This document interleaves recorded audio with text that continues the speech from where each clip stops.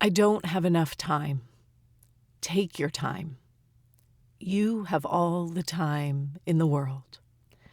Common enough phrases, each signaling something about our interaction with the experience of time. Phrases hinting that we should move faster or slower, that we should do something or not, and all of which create a cascading story of beliefs for each of us. This month, we are exploring our relationship with time, how our experience of time impacts our meditation practice, and how meditation impacts our experience of time. This series is a replay that was originally written and aired in 2022, but is more timely than ever. If you find yourself shaking your head and wondering, where has the time gone? This episode is for you.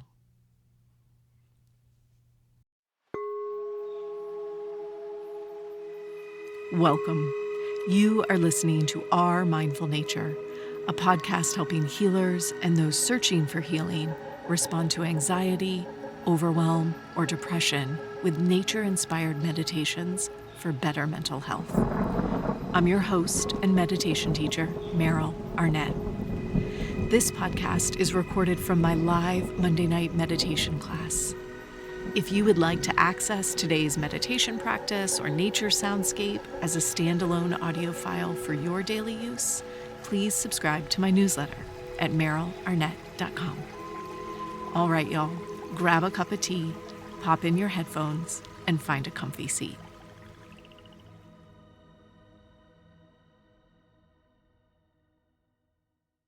Hello and happy Monday.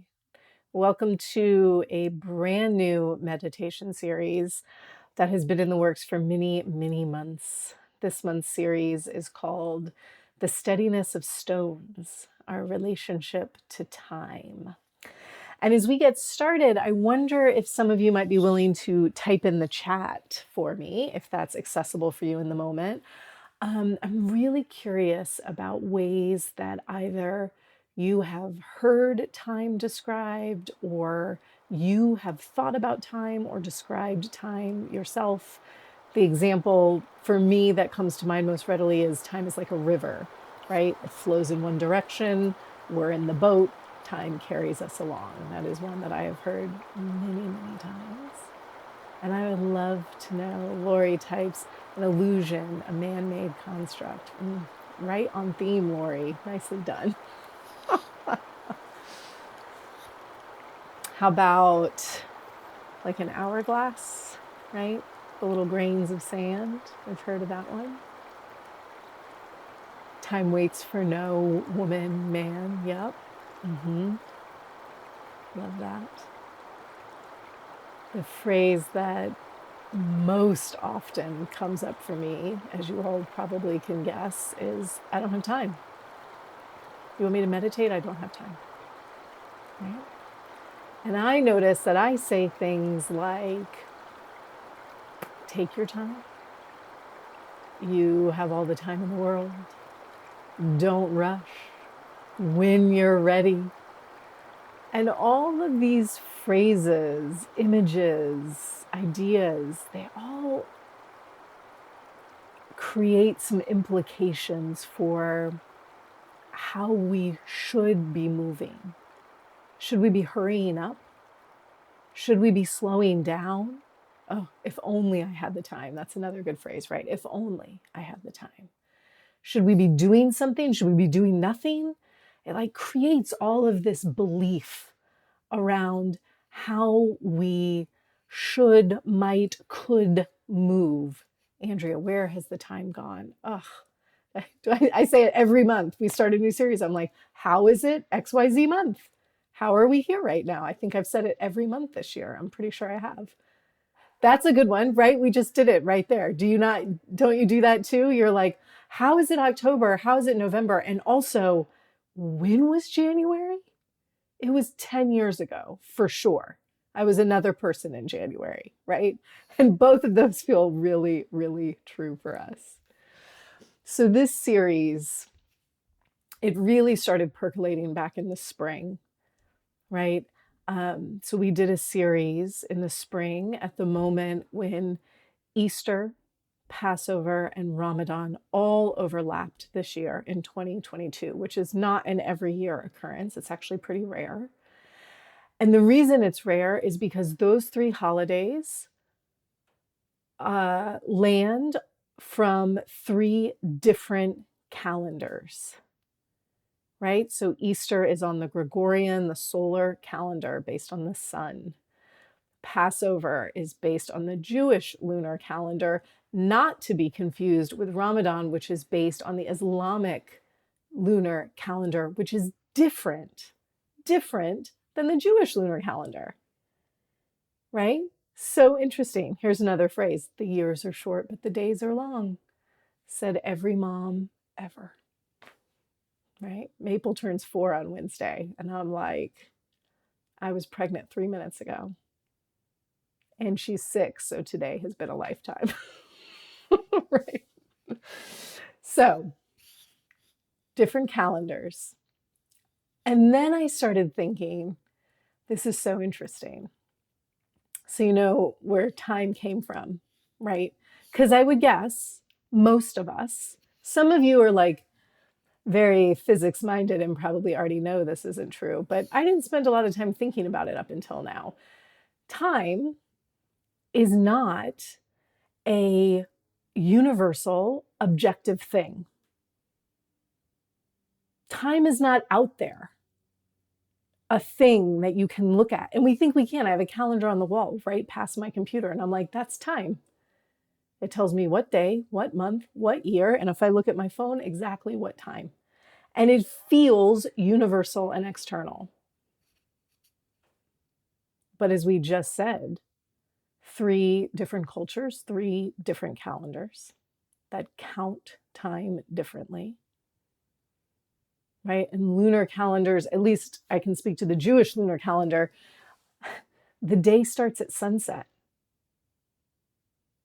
The day starts at, it doesn't start at sunrise.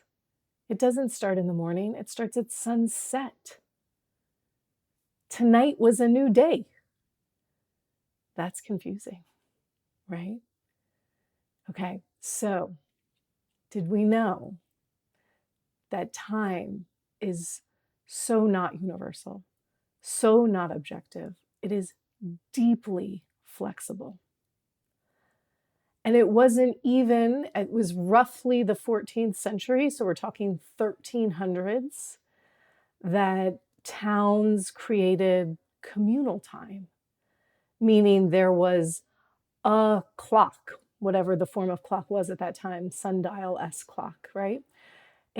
A clock in the town that individuals could set their time to. 1300s that happened. It was not until the 1800s that time started to become standardized. The 1800s, y'all, a lot of us could probably trace ancestors back to the 1800s. That was not that long ago. It was with the advent of the train, because now all of a sudden, I have to get to the train station at a certain time. And the train has to leave my town at a certain time to arrive in another town at a certain time. And those 2 times have to line up. And so train companies started pushing for a standard time.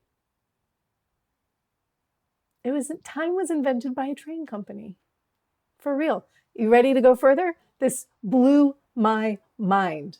Before standard time, before trains, hours in the summer were longer than hours in the winter. The length of an hour changed because there was 12 hours of daylight, 12 hours of darkness. In summer, there's a lot more daylight, so those hours had to stretch to fill daylight. And in the winter, there was less daylight, so the hours had to shrink. And along comes a business that says, let's create time zones and time will stay the same. Shante says capitalism ruins everything. Here, right? Then, oh Lord, we got daylight savings. I know we're all bemoaning that because it just happened, right? Daylight savings, come on. So all of these constructs, really through capitalism, start to fall into place. And we flash forward 200 years-ish, and it feels like here is time out here, a consistent, steady thing that has always been so. And I always have to look to judge how I'm doing. How am I stacking up against that thing out there called time? And my hope is that this series, if nothing else, helps us start to unravel a bit of the concreteness we've developed around time. Time is flexible. Time is flexible. But even more so, time is relative. Time is relative to where? Time is relative to motion. So when we want to look at the physics, and obviously I should put the disclaimer in here, I am not a physicist. I barely passed Physics 101 in college, for real. I could be totally getting it wrong. You should look this up for yourself. I highly recommend The Order of Time. Carlo Rovelli is an Italian physicist and a beautiful writer. Beautiful. His book is amazing. He has YouTube videos. They're so compelling. So what we know through physics, through actual scientific law, is, it's going to blow your mind. Time moves faster up high and slower down low. Meaning time moves faster for somebody who lives in the mountains than it does for somebody who lives at sea level.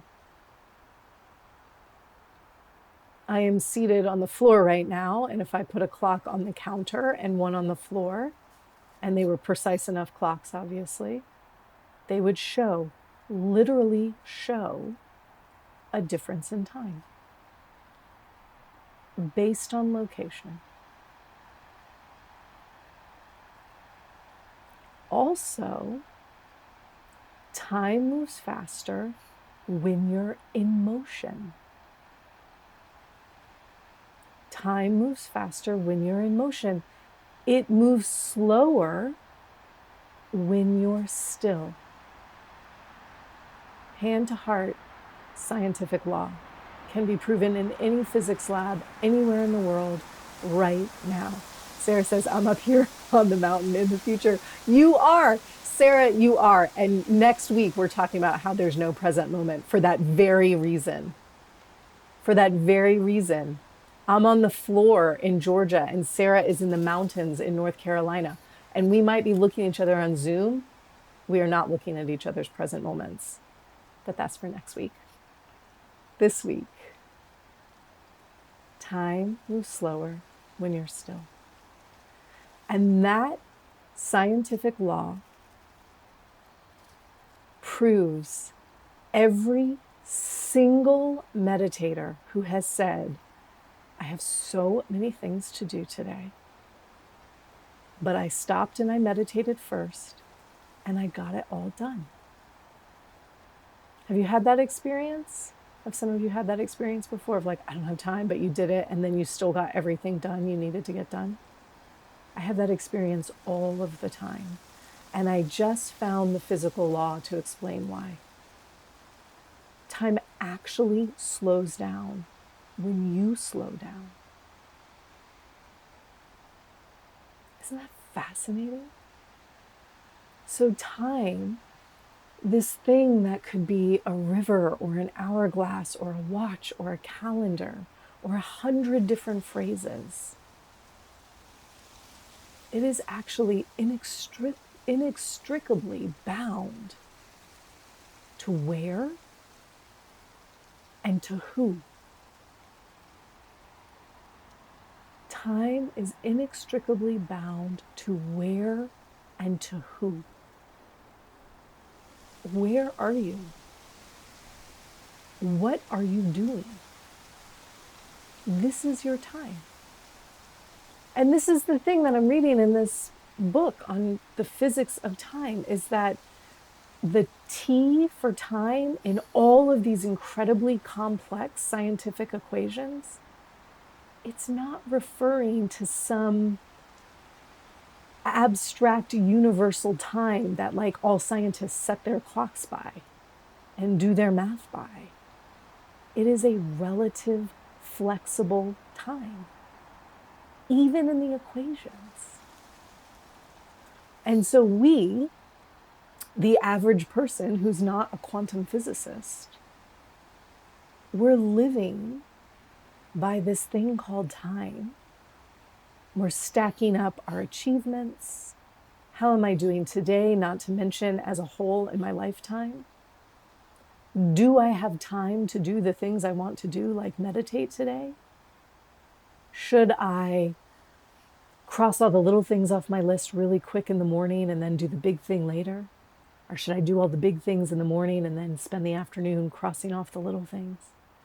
We play with all of these constructs and beliefs. And today, what I want for us as we settle into our meditation practice is perhaps just to start softening the grip of what time means.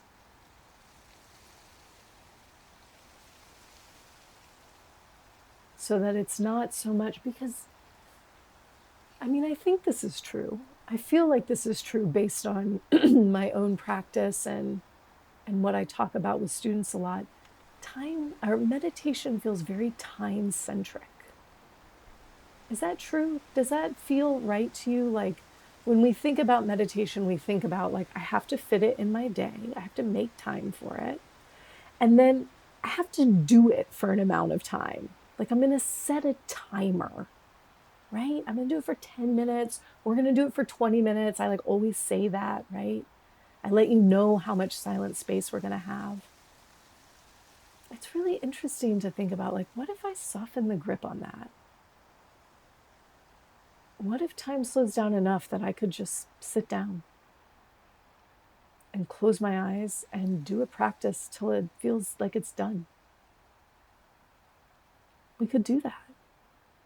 I'm not going to make you do that tonight, but I'm going to invite you to do it during the week. Yeah? Okay. Lori says, Milan Kundera, I hope I said that right, close, wrote about who, where, time, called Slowness, a book. Lovely. We'll add that to the reading list for this month. All right, shall we meditate? Take a minute to breathe in deep and just, so we get all the ideas flowing. And we have to invite ourselves to land in a practice of stillness. Taking all the time you need, there's that phrase, to settle into a comfortable seat. To allow your body to feel supported by the cushions, chairs, blanket, earth beneath you.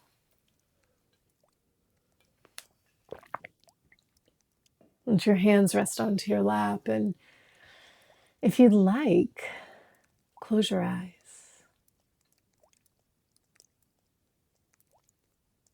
If it feels better for you to take a soft gaze down towards the ground, by all means, do so.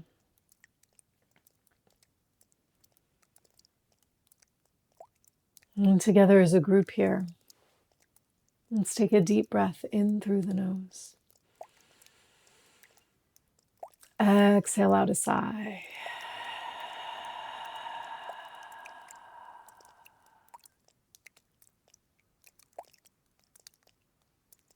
And we'll do that once again, inhaling deeply. Exhaling out a sigh.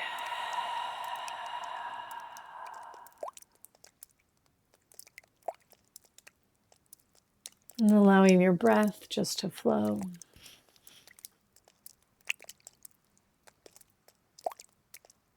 And inviting your practice to begin by silently saying to yourself, now is my time to meditate.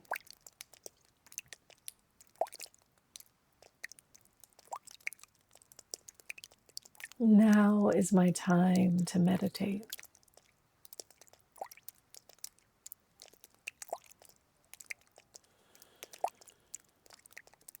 And as you say those words to yourself, really invite yourself to sit down fully.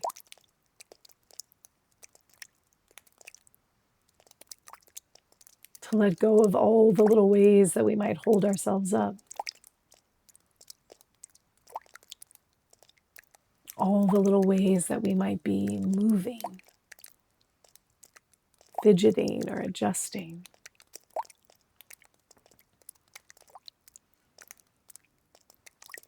And feel yourself drop into a comfortable stillness.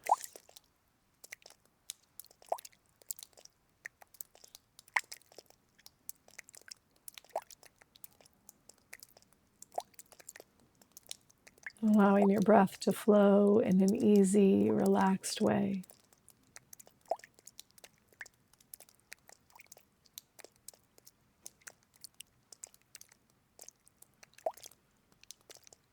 And for a moment,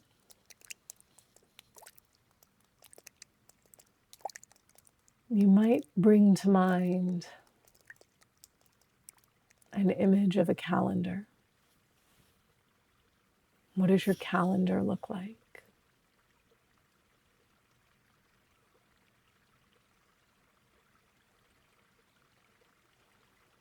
And then an image of a clock, whether that's an actual clock or your phone or your watch.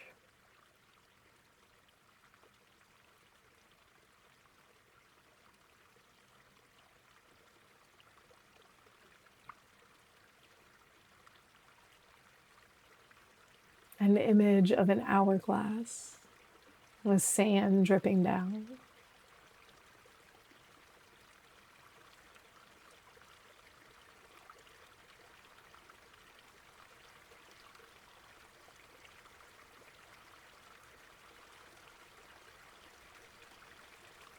An image of a river flowing.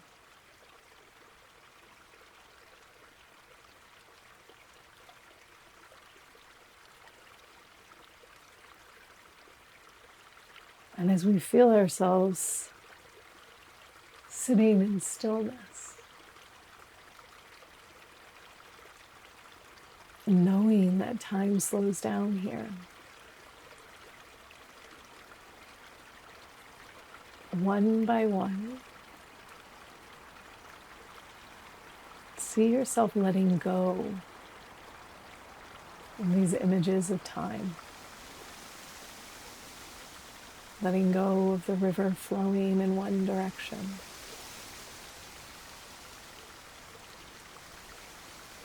Letting go of the hourglass, the watch,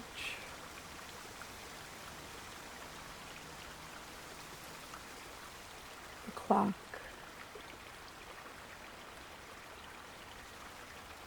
and the calendar.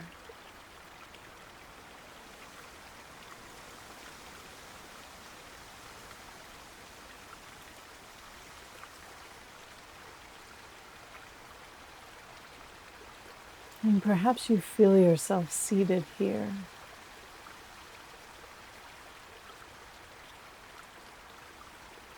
in a momentary timelessness.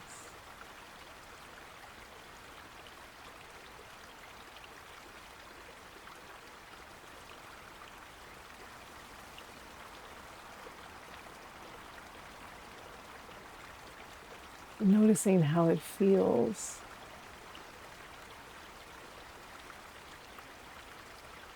to sit in a moment of timelessness.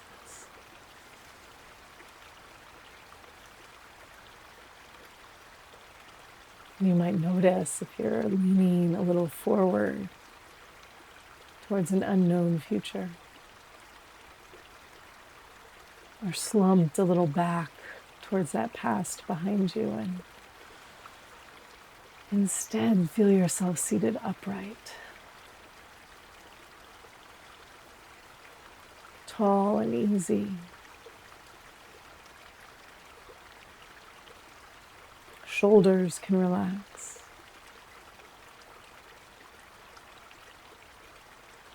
Belly and heart can relax.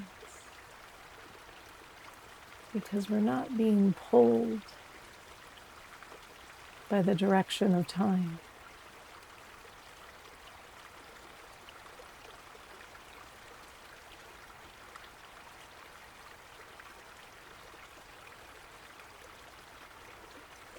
The jaw and the cheeks can soften.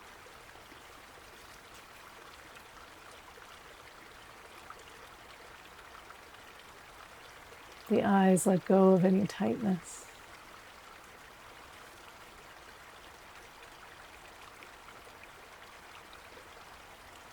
And the space between the eyebrows smooths out.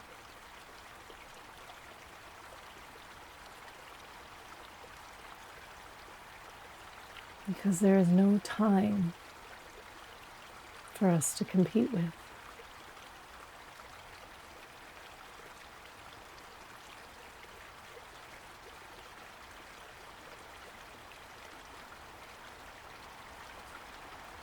As we sit and we breathe together here,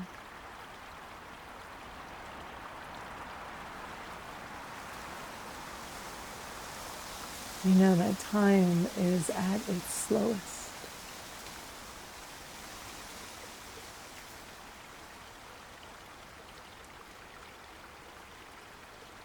And so we'll share in a period of silence together.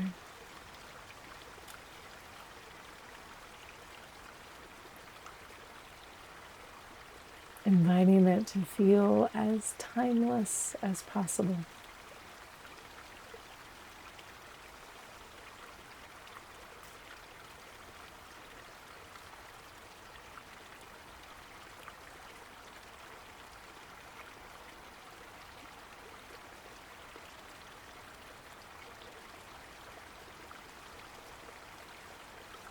Feeling every breath you breathe in.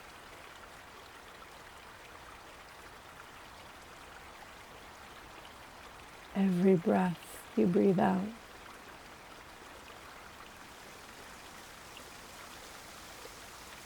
As the connection between you and time,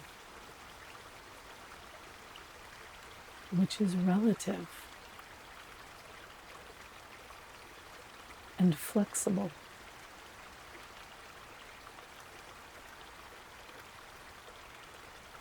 Let's sit in silence together, feeling each breath and lingering in the slowness of time.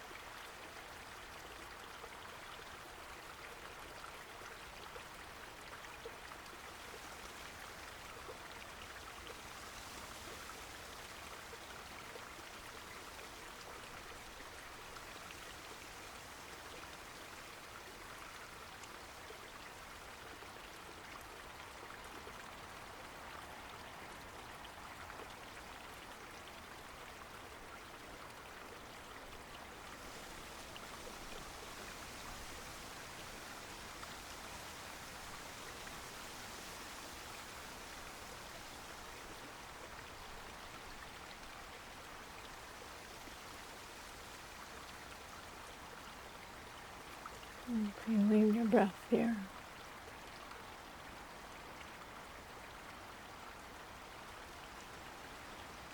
The inhales and the exhales.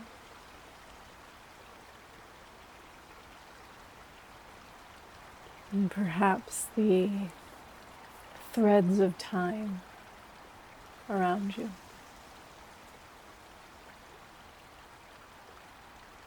Noticing if you grabbed hold of time at any point. If you let go, or if you're able to let go, even right now.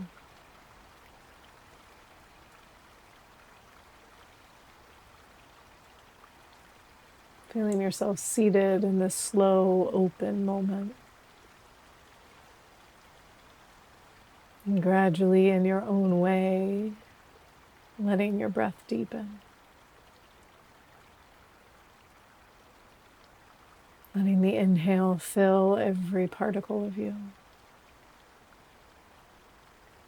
And the exhale empty you completely.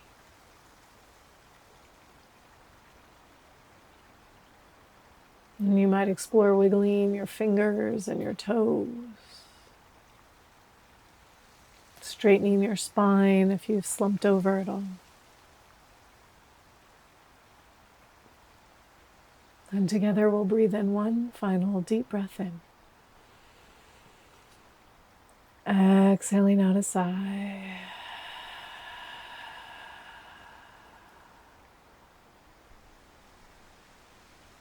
And taking all the time you need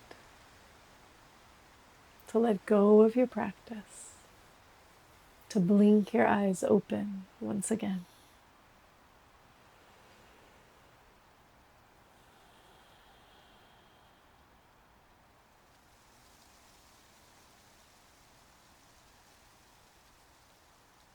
Thank you, my friends.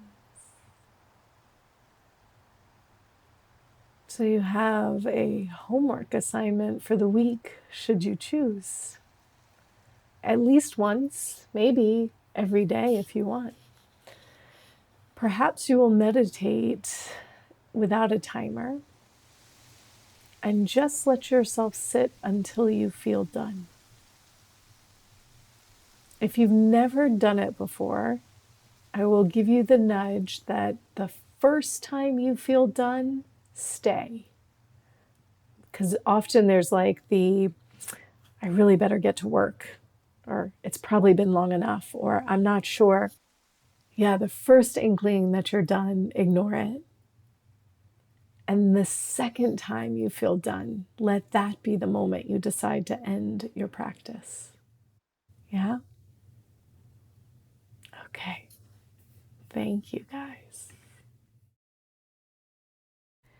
Thanks for listening today, y'all. Today we discuss two key principles of time.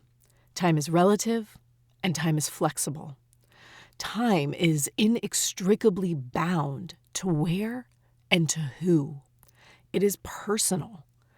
I hope you will take some time this week to explore how this knowing, this knowledge, impacts your relationship with your day, with your choices, and with your actions. Be sure to tune in next week as we explore the edge of now and how there is a possible fallacy in this idea of the present moment. Lastly, be sure to check out my upcoming meditation and forest bathing retreat happening in October in the North Georgia mountains. There are still a few spots left. It's intimate, it's spacious, and I would love for you to join. You can learn more in the show notes. Until then, keep practicing.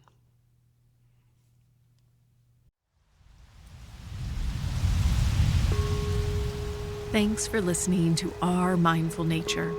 If you would like to receive today's meditation practice and nature soundscape as standalone audio files for your daily practice, please subscribe to my newsletter at merylarnett.com. It's free and you'll receive a new practice each week. Our Mindful Nature is recorded on Muskogee land and is produced with the support of Nick McMahon and Brianna Nielsen. Deep gratitude is offered to acoustic ecologists Nick McMahon and Gordon Hempton for the use of their nature field recordings in many of these episodes. We release a mini episode that's just the meditation, no chatter beforehand, every Monday. And every Thursday, we release a full episode with a meditation class or interview. I look forward to practicing with you again soon.